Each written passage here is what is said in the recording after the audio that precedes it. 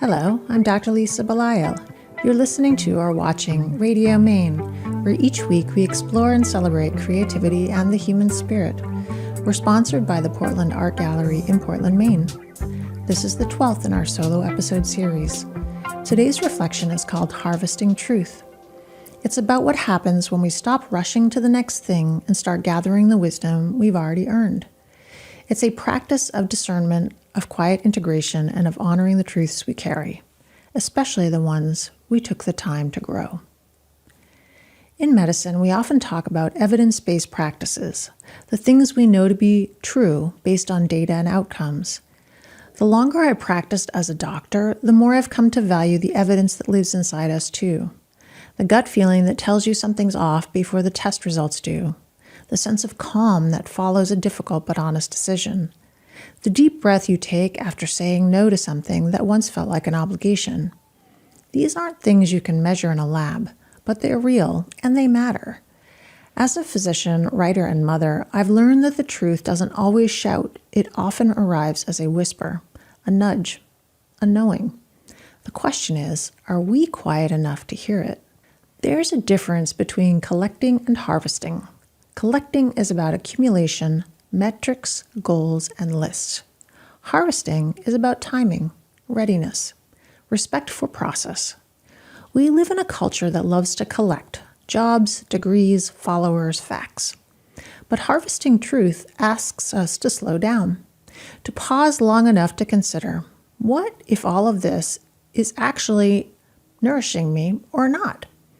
Sometimes the richest insights come not from adding more, but from letting go, from pulling up the last of the season's roots and asking, what did this cycle teach me? What will I carry forward? What no longer needs to come with me? A few months ago, I was coaching a physician leader who was burned out and unsure whether to stay in her current role.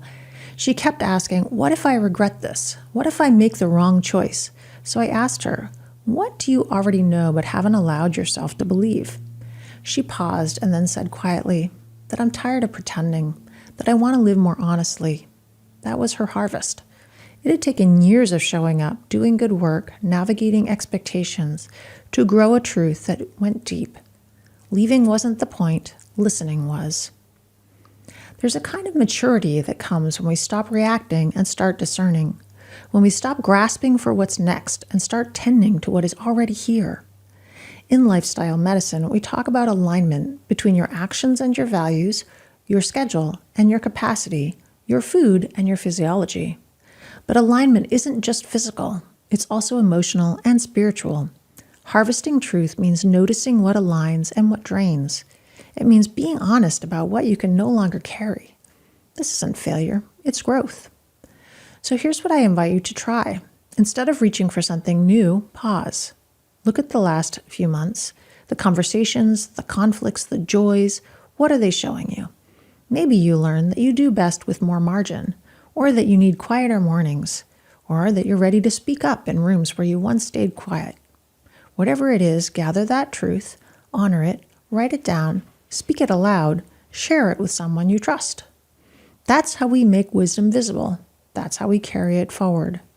If this kind of reflection speaks to you, I hope you'll subscribe to the Bountiful Path, my weekly newsletter on Substack.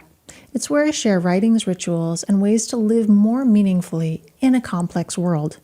Thank you for listening today. I'm Dr. Lisa Belisle. This week, may you gather what's true, may you trust your knowing, and may we keep walking this bountiful path together.